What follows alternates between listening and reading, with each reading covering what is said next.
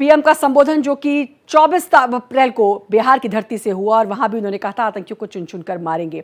हमारे साथ हमारे सहयोगी जुड़ चुके हैं, आदित्य हमारे साथ जुड़े हुए हैं और साथ ही रईस हमारे साथ जुड़े हुए हैं। आदित्य, मैं आपका रुख कर लेती हूं। आदित्य, क्योंकि पीएम का यह संबोधन कल रात 8 बजे भी पीएम का संबोधन था, लेकिन आज आदमपुर एयरबेस पर पहुंचकर वहां से यह संबोधन अपने आप में बहुत खास और कई मायने।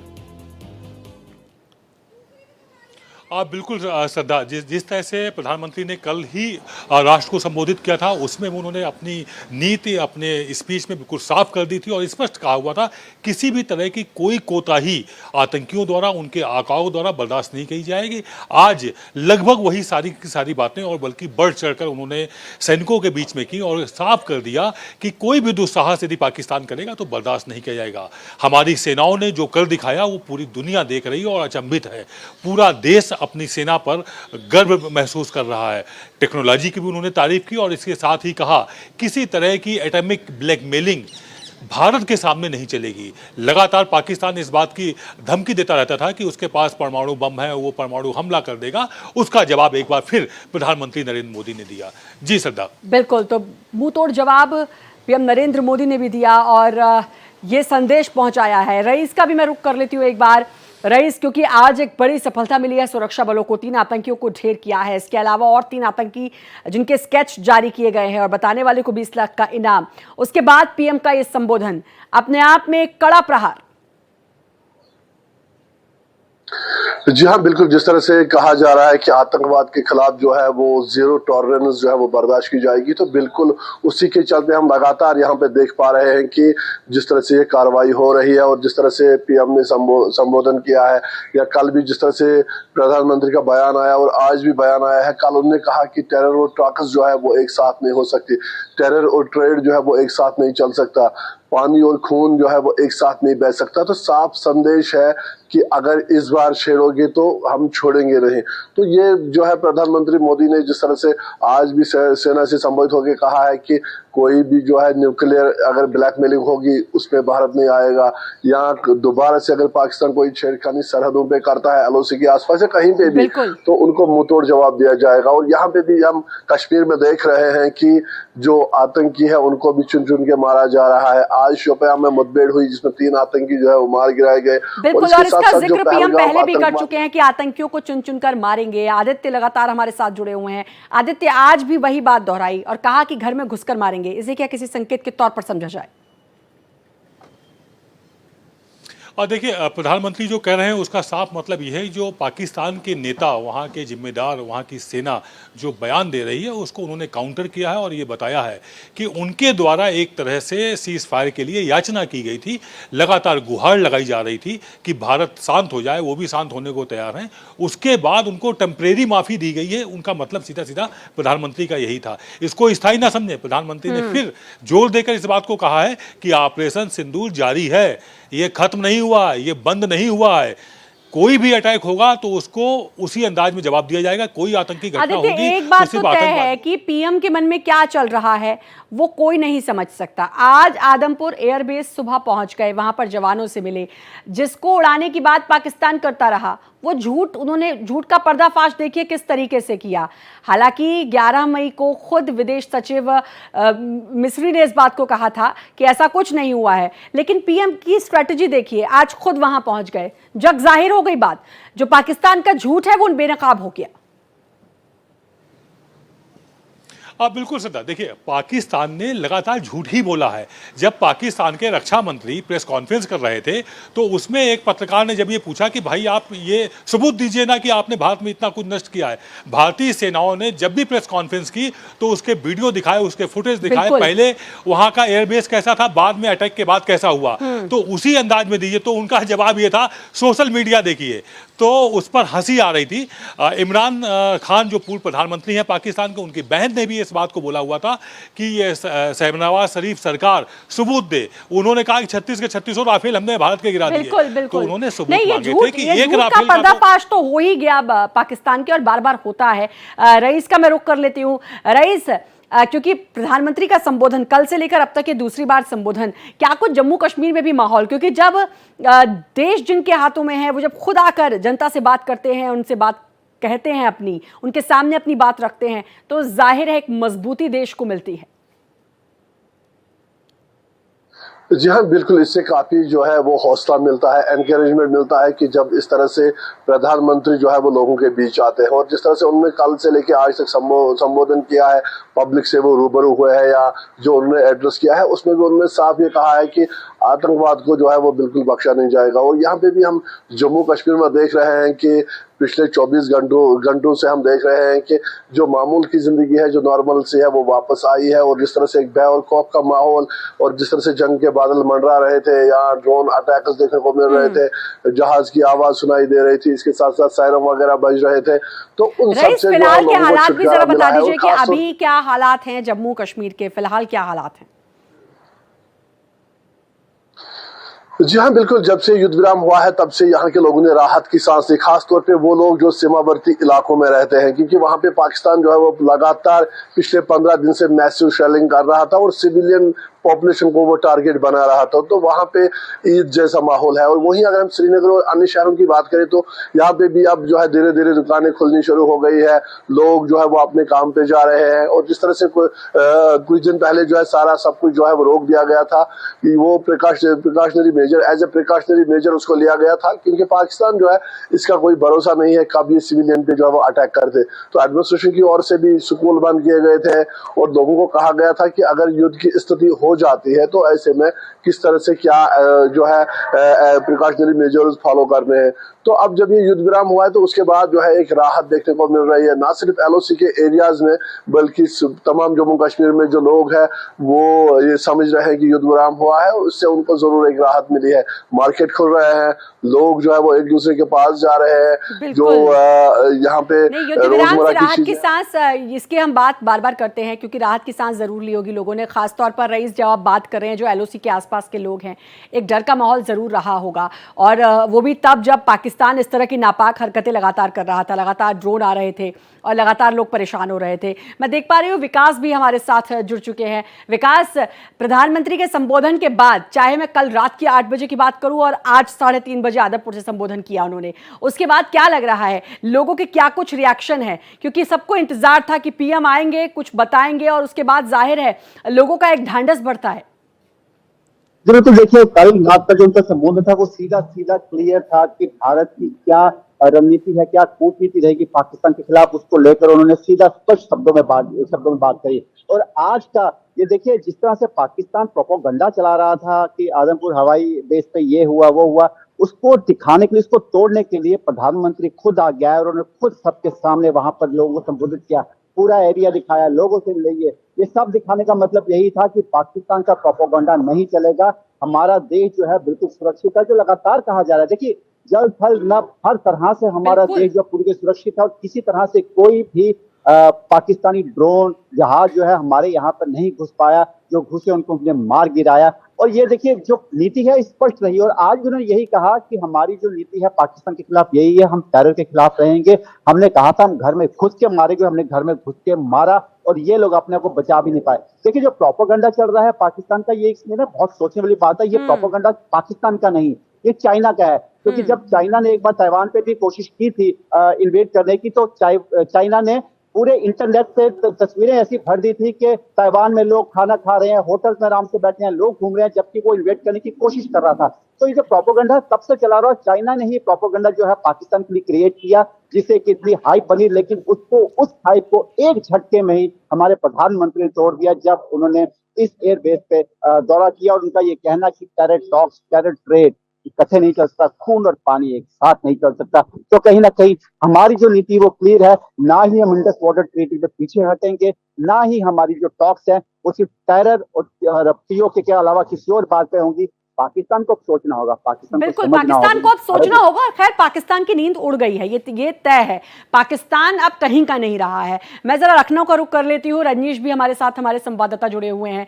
रजनीश, देश के नाम प्रधानमंत्री का संबोधन, और आज फिर 3:30 बजे आए और आदमपुर बेस से, एयरबेस से उन्होंने वहां पर लोगों को संबोधित किया, जवानों का हौसला अफजाई की। जरा बताएंगे आसपास का क्या माहौल? यही हम जानने की कोशिश कर रहे हैं कि लोगों में कितना जोश है प्रधानमंत्री के संबोधन के बाद। देखिए, प्रधानमंत्री का संबोधन पूरा देश, पूरा राष्ट्र पूरा चाव से सुनता है। और जिस तरीके से उन्होंने कहा कि हिंदुस्तान बुद्ध का भी है और ये हिंदुस्तान गुरु गोविंद साहब का भी है, उन्होंने तमाम उदाहरण दिया। उन्होंने हल्दी घाटी के महाराणा प्रताप पर जो चेतक पे कविता लिखी गई थी उसका भी उन्होंने जिक्र किया। तो कहीं ना कहीं साफ है कि प्रधानमंत्री वो जोश हिंदुस्तान के बीच देना चाह रहे हैं जो पहले से ही हिंदुस्तान के लोग जोश से लबरेज है। हालांकि कुछ जरूर यहाँ पे कहने में कोई गुरेज नहीं है कि कुछ अजीब मानसिकता के जो लोग हैं जो लगातार अपने ही देश के बारे में दुष्प्रचार कर रहे थे। आईटी सेल पे पाकिस्तान तो कर ही रहा था, लेकिन कहीं ना कहीं उन लोगों के भी एक करारा जवाब था कि जिस आदमपुर को लेके एक परसेप्शन बनाया जा रहा था पाकिस्तानी मीडिया द्वारा, कहीं ना कहीं उसका भी साफ हो गया, क्लियर हो गया कि उस आदमपुर में क्या हुआ। जिस तरीके से सोशल मीडिया पर आदमपुर बेस AS-400 को लेके दिखाया जा रहा था, तो तस्वीरें साफ है। श्रद्धा बताने के लिए कुछ नहीं, लोगों में जोश है और प्रधानमंत्री के साथ कदम ताल करते हुए हिंदुस्तान का हर एक नागरिक खड़ा है। जो भी फैसला होगा, शुरू से यहाँ के लोगों ने कहा, हालांकि सियासी पार्टियों के आईटी सेल की चर्चा छोड़ दे तो जो हिंदुस्तान की आवाम है उन्होंने कहा कि जो भी प्रधानमंत्री का फैसला होगा उसके साथ हम खड़े हैं। और जैसे कि प्रधानमंत्री ने अपने अंदाज में उन्होंने धमकी भी दिया कि इसको ये ना माना जाए कि ऑपरेशन सिंदूर खत्म हो चुका है, जरूरत पड़ेगी तो इससे भी बड़ी हम कार्रवाई करेंगे। साथ ही उन्होंने सेना के भी जवानों को धन्यवाद दिया। उन्होंने कहा कितना अच्छा तालमेल बना था, चाहे एयरफोर्स की बात करें, इंडियन नेवी की बात और करें, इसका इंतजार भी था। करें। आज भी पीएम ने बहुत अहम बातें कही हैं। रजनीश, आपको रोकना चाहूंगी, आदित्य भी लगातार हमारे साथ जुड़े हुए हैं। आज प्रधानमंत्री नरेंद्र मोदी ने अपने संबोधन में क्या कुछ खास कहा, आइए आपको सुनवाते हैं। भारत माता की, भारत माता की, भारत माता की। इस जयघोष की ताकत अभी अभी दुनिया ने देखी है। भारत माता की जय ये सिर्फ उद्घोष नहीं है, ये देश के हर उस नागरिक की आवाज है जो देश के लिए जीना चाहता है, कुछ कर गुजरना चाहता है। मैदान में भी गूंजती हैं और मिशन में भी। जब भारत के सैनिक मां भारती की जय बोलते हैं तो दुश्मन के कलेजे कांप जाते हैं। जब हमारे ड्रोन दुश्मन के किले की दीवारों को ढहा देते हैं, जब हमारी मिसाइलें सनसनाती हुई निशाने पर पहुंचती हैं तो दुश्मन को सुनाई देता है भारत माता की जय। जब रात के अंधेरे में भी जब हम सूरज उगा देते हैं तो दुश्मन को दिखाई देता है भारत माता की जय। जब हमारी फौजें न्यूक्लियर ब्लैकमेल की धमकी की हवा निकाल देती हैं तो आकाश से पाताल तक एक ही बात गूंजती है, भारत माता की जय। और लगातार मेरे सहयोगी हमारे साथ जुड़े हुए हैं। रईस, हम लगातार यही बात कर रहे हैं कि प्रधानमंत्री का संबोधन अपने आप में लोगों का ढांढस बढ़ाता है। कल के संबोधन के बाद और आज फिर संबोधन, वो भी आदमपुर एयरबेस से, ये जाहिर है कि लोगों को जरूर थोड़ी संतुष्टि हुई होगी और लोगों को ये पता चला है कि किस तरह सेना ने हमारे देश की सुरक्षा की है। से आज प्रधानमंत्री जो है वो आजमपुर बेस पे पहुंचे, जिसका कहा जा रहा था कि इसको नुकसान पहुंचा है। तो जो अभी पाकिस्तान जिसका लगातार बोल रहा था, तो ये उनको एक करारा जवाब है। और इसके साथ साथ हमने देखा है कि पाकिस्तान बार बार जो है वो न्यूक्लियर वॉर की धमकी देता है, न्यूक्लियर बम फेंकने की धमकी देता है और न्यूक्लियर वॉर से धमकाता है। ना सिर्फ भारत को बल्कि कोई भी देश अगर उनसे कुछ भी वो धमकी जब भी देते हैं तो न्यूक्लियर वॉर की धमकी देते हैं। तो इस संबोधन में सबसे खास बात यही थी कि भारत जो है वो किसी न्यूक्लियर ब्लैकमेलिंग यानी कि न्यूक्लियर वॉर की अगर कोई धमकी देता है तो उसका वॉर की धमकी अब हमें पाकिस्तान बिल्कुल ना दे, ये साफ तौर पर प्रधानमंत्री ने कह दिया है। आदित्य का रुख कर लेती हूँ। आदित्य, मेरा सवाल यही था कि अब पाकिस्तान को ये साफ चेतावनी दे दी है कि एक तो हमारे देश की तरफ आंख उठाकर मत देखना, दूसरा न्यूक्लियर वॉर की धमकी तो बिल्कुल मत देना। आप बिल्कुल श्रद्धा, देखिए अगर हम सिलसिलेवार देखें तो प्रधानमंत्री नरेंद्र मोदी के कार्यकाल में 3 एयर स्ट्राइक की गई हैं, जिसमें से एक उरी के और एक पठानकोट, और उसके बाद ये तीसरी एयर स्ट्राइक थी, जिसमें इस बार जो हमला हुआ है भारत की तरफ से वो आर पार का हुआ, सबसे तीखा हुआ। आतंकी ठिकानों को ही नहीं, आतंकी के जो आका थे उनको भी नस्त नाबूद किया गया। 100 से अधिक आतंकी मारे गए और 40 से ज़्यादा पाकिस्तानी सैनिक मारे गए हैं। इससे साफ संदेश है कि कोताही बर्दाश्त नहीं होगी। पहली बार हमने थोड़ा नरम जवाब दिया था, दूसरी बार उससे ज़्यादा कठिन दिया हुआ है, तीसरी बार मुंहतोड़ जवाब दिया हुआ है, घर के अंदर घुस के मारा है और उनके एयरबेस को नस्त नाबूद करने का काम किया है। इसके जवाब में जब पाकिस्तान ने झूठ फैलाया है तो वहां खुद प्रधानमंत्री पहुंच गए आदमपुर एयरपोर्ट में, सैनिकों का जो वहां का एयरबेस है उस एयरबेस में जाकर के उन्होंने स्पीच दी। करारा जवाब था आदित्य, इतना करारा जवाब था, ये एक करारा तमाचा अगर मैं कहूं ये गलत नहीं था पाकिस्तान को, कि किस तरीके से झूठ और अफवाहें ये पाकिस्तान फैला रहा था। और प्रधानमंत्री की स्ट्रेटेजी देखिए कि वहीं पहुंच गए जिसको उड़ाने की बात पाकिस्तान ने कही। तो ये करारा तमाचा पाकिस्तान को आज प्रधानमंत्री नरेंद्र मोदी ने जड़ा है। मैं विकास का रुख करना चाहूंगी। विकास, जिस तरीके से ये संबोधन था, हम सब यही बात कर रहे हैं कि ये इतना तीखा प्रहार था आतंकवाद पर और उस आतंकिस्तान पाकिस्तान पर, और सीधे सीधे आदमपुर एयरबेस से पीएम ने यह बता दिया कि किस तरीके से भारत हमेशा तुम्हारा झूठ को बेनकाब करता है, उसका पर्दाफाश करता है। देखिए, अगर आप साफ साफ देखेंगे तो शहबाज शरीफ ने जो अपना संबोधन दिया पाकिस्तान को और जो प्रधानमंत्री मोदी ने दिया उसमें कितना फर्क है। वो रटा रटाया पढ़ रहे थे, जो ऑडियो रिकॉर्डिंग था जो उनको आदमी ने दिया था उन्होंने वही पढ़ के लोगों के सामने बोल दिया, क्योंकि उनकी वहां चलती नहीं है। यहाँ पर देखिए हमारे प्रधानमंत्री लाइव आए और लाइव आकर उन्होंने बात की, उन्होंने सेना को संबोधित किया, उन्होंने देश को संबोधित किया, उन्होंने कहीं भी किसी तरह से ऐसी कोई बात नहीं कही जहां से लगे कि हमने सिविलियंस को नुकसान पहुंचाना। स्ट्रेट अवे कहा कि हमने प्रिसाइज लोकेशन पे, हमने 9 ठिकानों पे हमला किया, 9 ठिकाने तबाह किए। जबकि आप पाकिस्तान को सुनेंगे तो वो सिर्फ अपने ही गुण गा रहे थे कि हम लोग नया जश्न मनाएंगे। उनके पास दिखाने को कुछ नहीं था, उनके पास बताने को कुछ नहीं था। सिर्फ स्टूडियो में, अपने एक स्टूडियो में बैठकर वो एक जो उनका रूम होगा जिसमें बैठकर वो रिकॉर्ड किया, और वही आसिफ मुनीर अपने बंकर में बैठे, वो अपने एक स्टूडियो में बैठे। बिल्कुल, बहुत सही बात आपने कही कि रटा रटाया वही शहबाज शरीफ का संबोधन था। वो जाहिर है सेना ने लिख के दिया होगा, क्योंकि शहबाज शरीफ तो एक कठपुतली की भूमिका अदा करते हैं पाकिस्तान में। और शहबाज शरीफ क्या पिछले जितने भी प्रधानमंत्री पाकिस्तान में रहे हैं 5 साल तो उनका कार्यकाल पूरा ही नहीं हो पाता, या तो कोई मर जाता है, कोई जेल चला जाता है, जो बचता है वो सेना के हिसाब से चलता रहता है। तो पाकिस्तान किस तरह का देश है ये तो अपने आप में, उनके प्रधानमंत्रियों की क्या हालत रही है अब तक वो अपने आप में बयां करता है। रजनीश का मैं रुख कर लेती हूँ। रजनीश, एक करारा तमाचा पाकिस्तान को, और प्रधानमंत्री नरेंद्र मोदी ने यह बताया कि किस तरीके से हमारा देश एकजुट है, किस तरीके से हमारी सेना ने हमारे देश की रक्षा की है। और पाकिस्तान की बात करें तो पाकिस्तान किस तरह झूठ को लेकर चलता है, और जब से पाकिस्तान का जन्म हुआ है यानी कि 14 अगस्त 1947 तब से आज तक सिर्फ और सिर्फ झूठ की बुनियाद पर पाकिस्तान टिका हुआ है।